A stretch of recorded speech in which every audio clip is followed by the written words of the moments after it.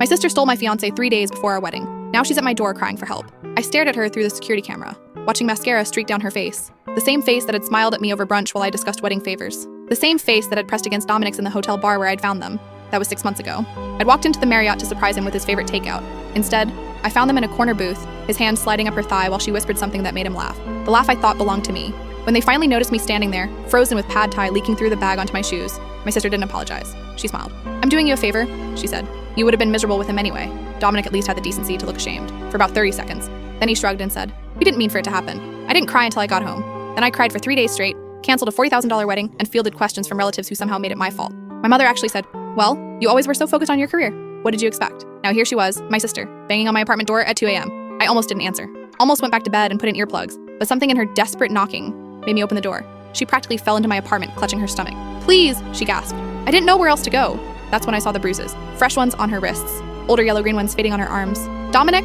I asked, though I already knew. She nodded, then broke down completely. Between sobs, she told me everything. How charming he'd been at first, how quickly it changed after they moved in together, how he'd isolated her from friends, monitored her phone, controlled every dollar she spent, how tonight he'd thrown her against the wall after she suggested they needed couples therapy. "I can't go to Mom and Dad," she whispered. "They'll just say I deserve it for what I did to you." She wasn't wrong. Our parents had taken her side initially, convinced she and Dominic were meant to be. Now they'd just see this as cosmic justice. I stood there looking at this woman who destroyed my life, now asking me to save hers. Every cell in my body wanted to slam the door, tell her to figure it out herself, let her experience just a fraction of the pain she'd caused me. Instead, I heard myself say, "Get in the car." We drove to the hospital in silence. While she gave her statement to police, I called a lawyer I knew who specialized in domestic violence cases. When she emerged with discharge papers, I handed her the lawyer's card. "Tomorrow morning, 9 a.m., I said. "She'll help you file a restraining order." My sister stared at the card, then at me. "Why are you helping me?" I thought about that for a long moment, about how she'd betrayed me, about how satisfying it would be to turn her away, about how I could finally be the bigger person everyone would praise, but that wasn't it. "Because," I said slowly, "when I found out who Dominic really was, it hurt. But finding out 6 months in is better than finding out 6 years in. You actually did me a favor, you just didn't realize you'd be the one paying for it." She started crying again.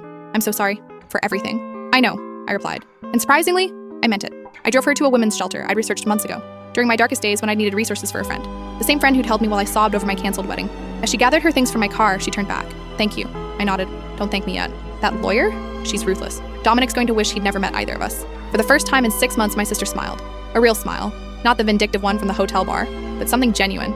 I drove home as the sun came up, thinking about choices and consequences, about how sometimes the worst betrayals lead to the best escapes. 3 weeks later, Dominic was arrested for violating the restraining order. My sister moved across the country and started therapy. She sends me updates occasionally, short texts that acknowledge the past without dwelling on it. I'm dating someone new now, someone who thinks my career ambition is attractive, not threatening, someone whose ex-girlfriends don't include my relatives. Sometimes people ask if my sister and I are close again. We're not, probably never will be. But when she needed help, I gave it. Not because she deserved it, but because I'm not the kind of person who lets someone suffer just because they hurt me first. That's the difference between her and me.